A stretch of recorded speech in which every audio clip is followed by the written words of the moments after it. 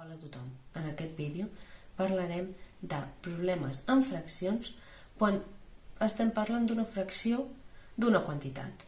Llavors, per poder fer això farem 3 problemes diferents on podem veure aquest tipus de problemes. Comencem amb el primer. Ens trobem davant d'un problema, bàsicament aquest ens intenta veure com calcular una fracció. Llavors, nosaltres què hem de tenir en compte a l'hora de resoldre un problema? Primer de tot, llegir l'enunciat superbé i superdetalladament i, un cop ho tinguem així, dir què ens pregunta, quines dades són necessàries per resoldre aquesta pregunta, quines operacions he de fer servir i, per últim, quin és el resultat d'aquest problema. Llavors, amb aquest esquema mental de què és el que s'ha de fer amb un problema, nosaltres anem a resoldre-ho. Per començar, anem a llegir l'enunciat. Una empresa de lloguer de cotxes disposa d'un total de 250 unitats. D'aquests, 50 estan en reserva i la resta en funcionament. Quina fracció de cotxes està en funcionament? Bé, què se'ns pregunta? Quina fracció de cotxes està en funcionament? Com se'ns pregunta això, ho marquem per tenir molt clara la pregunta. Per això, quines dades tinc? Doncs les meves dades són que l'empresa té 250 unitats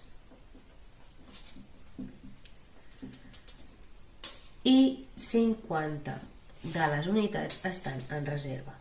Un cop tenim aquestes dades podem veure que podem fer la fracció de cotxes que estan en reserva. Però aquesta fracció d'aquí es podria simplificar. Doncs anem a comprovar-ho, anem a simplificar-la. En aquest cas, veieu que he fet servir la forma de reducció a partir de factors primers. Què passa? A la banda de baix, és a dir, en el denominador, tenim un número més que en el numerador. Per tant, aquest hueco que nosaltres hauríem d'intentar substituir, el que farem serà posar un multiplicat per 1, perquè sabem que la multiplicació per 1 al final no afecta a la resta. I de què em serveix això? Doncs perquè ara, què és el que sabíem? Que si nosaltres tenim dos valors iguals multiplicant tant a dalt com a baix, es poden tatxar.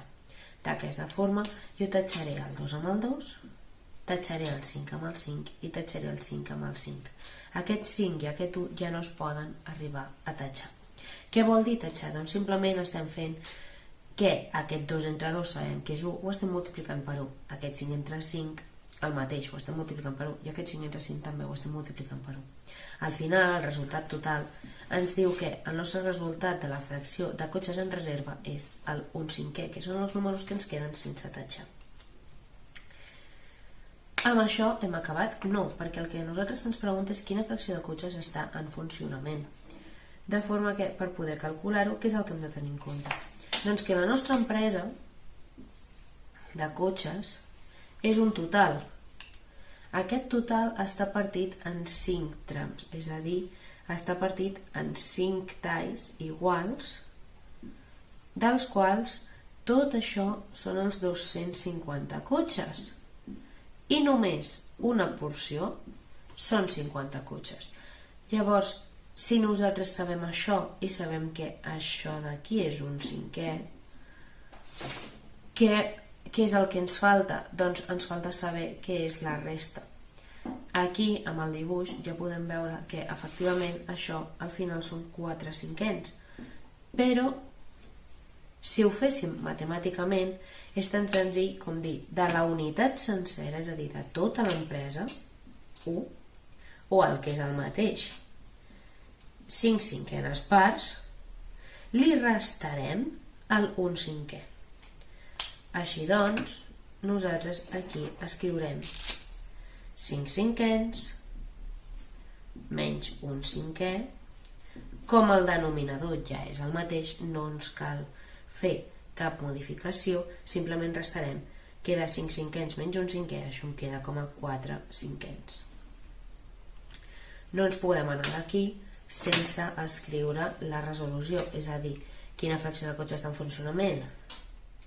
Com a resposta final, simplement escriurem està en funcionament 4 cinquens dels cotxes de l'empresa. I amb això ja haurem acabat aquest primer problema. Anem a pel segon. L'empresa de lloguer de cotxes té un total de 250 unitats, de les quals un cinquè es troba en reserva. Quants cotxes hi ha en funcionament?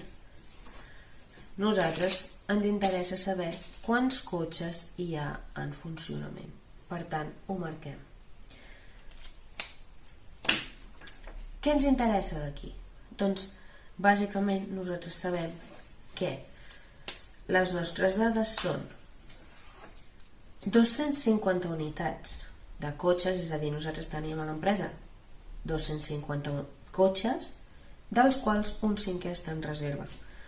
La idea quina és, bàsicament? Si nosaltres tenim l'empresa sencera i un cinquè ens diuen que són cotxes en reserva, però tot això d'aquí són 250 cotxes, nosaltres hem de poder dividir aquesta empresa en 5 parts iguals, de forma que nosaltres, agafant un cinquè, sapiguem com està distribuït això. I com ho farem?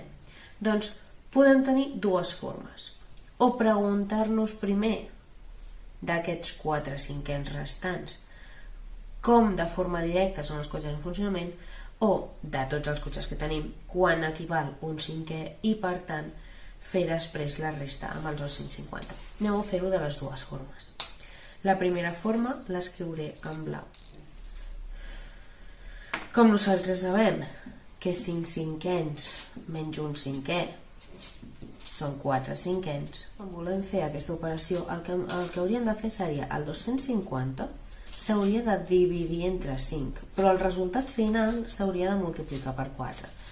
De forma que això és el mateix que fer la multiplicació de 250 per 4 cinquens. I recordem que el 250, quan estem parlant d'una multiplicació en fraccions, sempre es pot dividir entre 1 per poder posar la fracció multiplicant amb recta.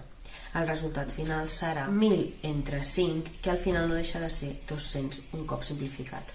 De forma que quan nosaltres tinguem aquesta operació sabem que aquest resultat d'aquí a dins dels 4 són 200 elements. Anem amb la segona amb la segona forma de resoldre aquest problema, i aquesta l'escric en lila. Si jo sé que de 250 una cinquena part està en reserva, què és el que escriuré? Doncs el 250 simplement l'hauré de dividir entre 5.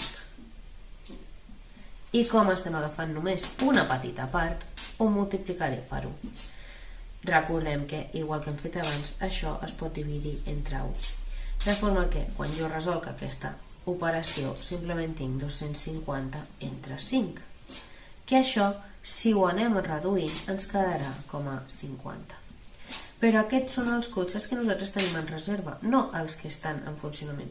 De forma que, per saber quins cotxes estan en funcionament, farem 250 dels cotxes totals que tenim, menys els 50 cotxes que tenim en reserva. Això ens donarà un total de 200 cotxes que estan en funcionament. Veiem que el resultat, en ambdós casos, és el mateix. Llavors, no ens oblidem d'escriure la resposta final. L'escric per aquí. Simplement acabem de rematar el problema escrivint que hi ha 200 cotxes en funcionament. I ja anem amb el tercer problema. Aquest problema, bàsicament, el que hem de calcular és el total de cotxes que hi ha en una empresa. De forma que, si nosaltres ens comencen l'enunciat d'aquesta forma, l'empresa del lloguer de cotxes té un total de 100 cotxes en reserva, cosa que representa 2 cinquenes parts del total. De quants cotxes disposa l'empresa? Bàsicament, el que nosaltres marcarem serà de quants cotxes disposa l'empresa. Amb això, quines dates agafaré?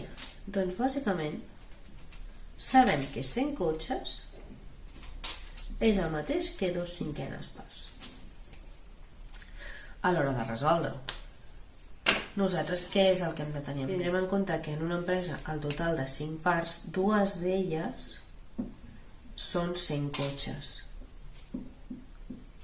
Però no sabem què és la resta. Llavors, per poder saber-ho, al final què és el que haurem de fer? Saber individualment quan compta cadascuna d'aquestes parts i després simplement multiplicar-ho pel número de parts totals que tinguem. Anem a fer-ho. Per fer-ho, nosaltres el que farem serà dividir el 100 entre les dues parts que tenim agafades. En aquest cas, aquestes dues parts que tenim agafades equival a 50. I aquest 50 és una de les parts. És a dir, nosaltres tenim que cadascuna de les parts de l'empresa són 50 cotxes. I ara què podem fer? Doncs o sumar totes les parts o multiplicar-ho. Si ho suméssim, simplement ens donaria el mateix resultat que multiplicar el 50 per tantes vegades com estem repetint el 50, de forma que multipliquem el 50 per 5 i això ens dona 250. En total, a l'empresa, per tant, hi ha 250 cotxes. Així doncs, la resposta final s'escriu aquí en un cantó. Podem dir que l'empresa disposa de 250 cotxes. Hi ha més tipus de problemes de fraccions, però ara mateix només he volgut centrar-me en problemes de fraccions. De forma que al següent vídeo el que farem serà fer problemes de sumes i restes de fraccions. Però espero que us hagi servit i ens veiem en el següent.